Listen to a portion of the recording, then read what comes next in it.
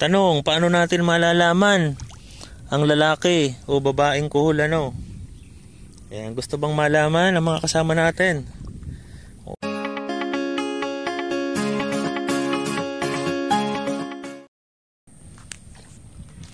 Ayan, magandang buhay mga kaanina. Ito na naman po si Kuya Harvest para magbigay ng konting tips and ideas po sa ating mga magsasaka. So medyo alam ko po mga busy tayo ngayon, kaya kahit ako hindi muna ako makapagawa ng mga simple presentation sa inyo. Kaya ang ginawa ni Kuya Harvest ngayon, dahil bakasyon naman, nag-field na lang muna ako. So pinuntahan ko yung isang farmer natin at nagtatanim sila ngayon. Ang gamit nila is transplanter. Ang problema naman, palibasa ay siya lang nagamit itong transplanter dahil hindi gusto ng mga ibang farmer. Actually itong transplanter na ito ay galing sa RCEP program, pero itong pinuntahan ko is yung pangulo ng federasyon dito sa bayan ng Lopez. At ito nga, nagtatanim siya ngayon. Ang problema, dahil bihirang gamitin yung transplanter, parang namamalya. Suspesa niya yung nabili niyang gasolina may tubig. So ngayon, ganito lang muna ang ating mga pinagkakabalahan. Ito naman palaya na to na nakikita nyo, pagkatanim daw nito, ayan, nalubog na agad. So umulan kasi itong lugar na to, bahain ito. Minsan hampos tao pa ang lugar na to. Sabi nga ni Pangulo sa akin kanina, 3 beses na silang hindi nakakaani. So nakatatlong attempt na sila. O ibig sabihin mahigit ng 3 cropping. O 3 cropping na sila na hindi nakakaani. So magta-try ulit sila magtanim ngayon. At hopefully by February, November, December, March yan. By March ay makaani na sila. Pagpapala rin. So ngayon, kwentuhan lang muna tayo kung ano yung mga gusto nyong malaman tungkol sa pagtatanim ng palay. I-comment nyo lamang dito at gagawan ko ng video para mas marami tayong matututunan. So comment lang kung anong nais nyong itanong kay Kuya Harvest sa pagtatanim ng palay. Ayan. So ito, hindi ko alam kung uhulipan pa nila ito kasi mukhang malalaki na ibang suwi, pero dapat hulipan ito. Ito nga ang problema nila dito, dahil nga po itong lugar na to ay medyo malalim o may kalaliman, hindi talaga siya nakakatihan ng tubig. Kaya mapapansin nyo, napakadaming itlog ng kuhol dito sa tagiliran. Ayan, so yung mga itlog ng kuhol naman na yan, ano lang yan, pag nakita nyo yung ganyan na merong itlog ng kuhol, kinakailangan lang ito is kunin nyo lang, ilaglag nyo sa tubig. Yan, tapos mabubugok na siya. So mamamatay na siya. Itong mga itlog ng kuhol na to, bumibilang ito ng nasa higit 500 peraso, isang tumpok. At ang pagkapisa nito o porsyento ng pagkapisa umaabot ng 80%. So ibig sabihin na nasa 400 ang mabubuhay dito. Kaya pag may nakita kayong itlog ng kuhol, pag pumapasyal kayo sa palaya nyo, magdala kayo ng stick. Tapos sungkit-sungkitin nyo lang para sila ay malubog sa tubig. Hindi nyo na kinakailangan na durugin pa ito o apakan. Yun, inapakan ni Kuya Harvest. So yan yung sa kuhol. Okay po, comment lang po. Baka po meron kayong nais na itanong, problema sa palay, pagtatanim ng palay. Ayan, ano ba ang magandang variety ng palay? Paano malalaman natin sa pamamagitan ng ng pagtingin lamang sa number ng palay, alam na natin kung ito ay pang may patubig o irrigated, pang rain fed o hybrid ba siya, sa pamamagitan lang ng number na nakasulat doon sa variety. For example, RC18, o para saan ba siya? Sa may patubig o sa rain fed? Yan. RC218, o yan. So malalaman natin yan.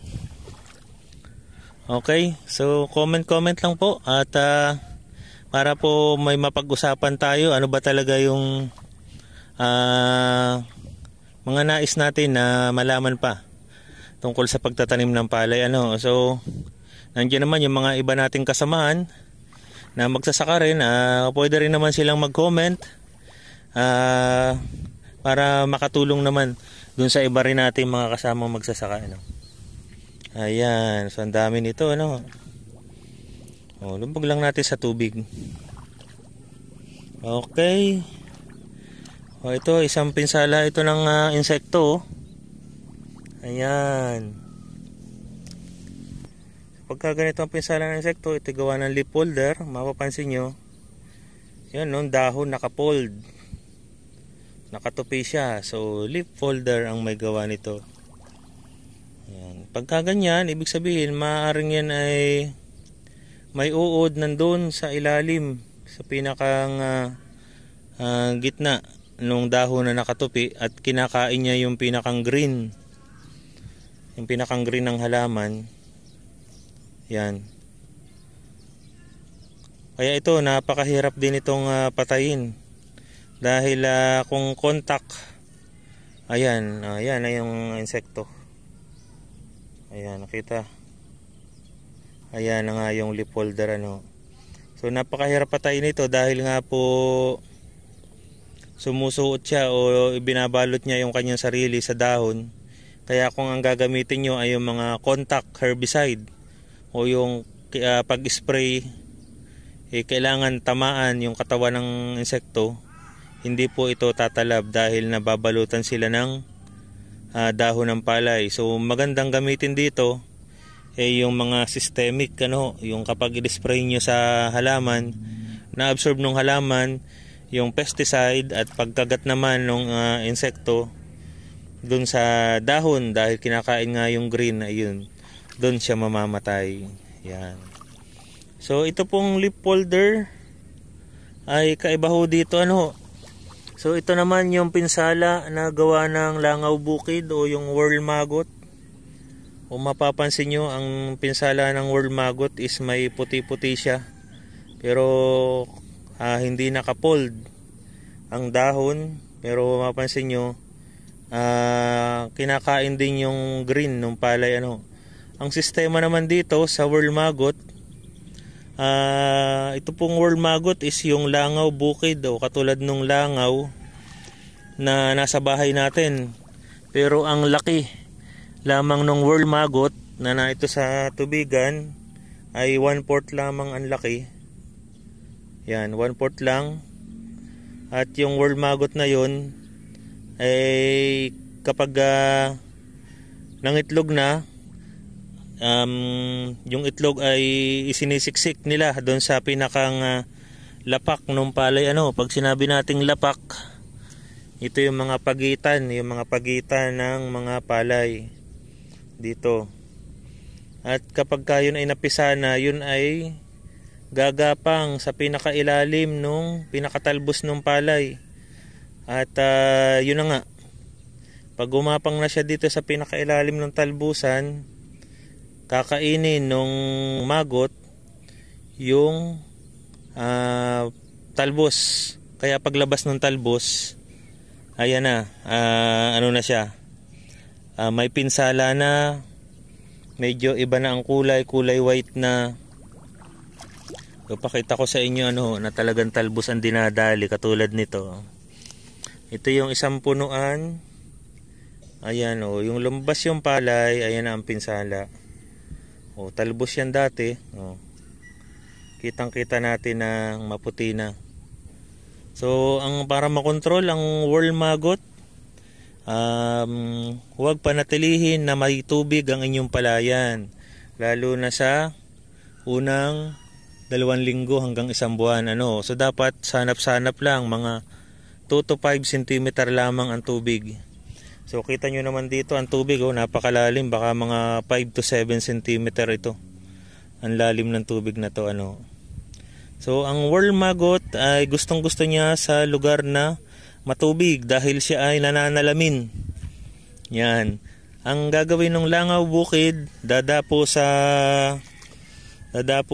dahon, at kapag dumapo na siya sa dahon, siya ay nakasiwarik, nakabaliktad, yung mukha niya ay nakaharap sa tubig. Kasi kung mataas ang sikat ng araw, gustong gusto niya na yung katawan niya, yung sarili niya ay nakikita niya, nananalamin siya sa tubig. So kapag doon na siya aabutan ng pangingitlog, at yun yung maggot na yun ang pipinsala dito sa palay natin. So kung ayaw natin ng worm maggot, di paalisan natin ang tubig. Ang kagandahan lang, kung tinamaan ka ng worm maggot, ang pinakamagiging epekto nito sa palayan natin is madidelay ng mga 1 to 2 weeks ang pag-ani nyo. Kahit halimbawa tinamaan kayo na kahit 40% ang damage, manageable yan, lalo sa panahon ng nagsusuwi. So makaka-recover pa rin ang palay. Madidelay nga lang ang pag-ani nyo. Okay, so may nakita rin ako dito, itlog naman ng stem borer. Stem borer, yan. O yan, ito naman yung itlog ng stem borer. Mapansin nyo, yan siya. Yan yung itlog ng stem borer. Medyo siguro mga halos kasing laki yan ng hinliliit na kuko natin, o mas maliit pa, mga 1/4, depende sa stem borer. Pero yan. So ang stem borer naman, ito yung isa sa pinaka mapaminsalang insekto sa palayan natin. Ngayon, kapag nakakita kayo ng itlog na ganito, iuwi nyo, at pagka pumisa na sa bahay nyo, siyempre itago nyo ng maganda, ilagay nyo sa baso, tapos takloban nyo ng net. Kapag pumisa na, ibig sabihin yung mga nasa palayan nyo, nasa tubigan nyo na itlog na stem borer ay pisa na din. Yan na yung panahon ng pag-i-spray ng insecticide para sakto ang timing. Wag nyo nang patatagalin ng mga 3 araw o higit pa, dahil itong stem borer, pag tumagal pa ng mga 3 araw, ito ay sisingit na sa pinakapuno ng palay at kakainin na yung pinakapuno ng palay, at doon na sila manginginain, magiging uod tulog. At paglabas ng palay natin, kapag bubulaklak na, ay makikita natin meron ng whitehead. Yan, yung uban, so yun. Okay, so stem borer. Comment lang po tayo kung meron tayong mga katanungan sa pagpapalay.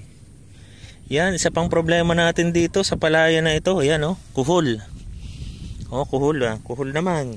Yan. Tanong, paano natin malalaman ang lalaki o babaeng kuhol? Yan, gusto bang malaman ang mga kasama natin? Yan. Alin dito ang babae at lalaking kuhol? Ayan. Pati kuhol alamin na natin. Hawak na ni Kuya Harvest, di alamin na rin natin kung alin dito ang lalaki at babaeng kuhol. Yan, alisin natin. Sorry naman, naabala kayo. Yan, papansin ninyo, ang babaeng kuhol, yan, nakalubog ang kanyang pinakang takip, yung talukap, yan, nakalubog siya. Yan, pansin nyo, nakalubog. Yan, nakaganon. Ang lalaking kuhol naman, mapansin nyo, yung pinakatakip niya ay nakaumbok, nakaganon. Yan, ganyan po siya. Hindi ko naaabalahin kasi matagal magtalik ang mga kuhol. Inaabot ito ng mga 3 oras. Sabi nga natin, nakapag-ula na kayo ng kalabaw, nakapagpastol na kayo ng kalabaw, sila ay magkadikit pa rin. So ito ang lalaki dahil medyo siya ay nakaumbok, nakaganon. At ito naman ang babae dahil nakalubog, yung pinakantakip. Okay, hindi na natin naabalahin at ibabalik na natin sa tubigan. Ayan, bahala nang mag-spray si Pangulo diyan, ano. O yan, comment lamang po at marami pa tayong mga pag-uusapan tungkol sa pagpapalay. Yan, like, share and subscribe.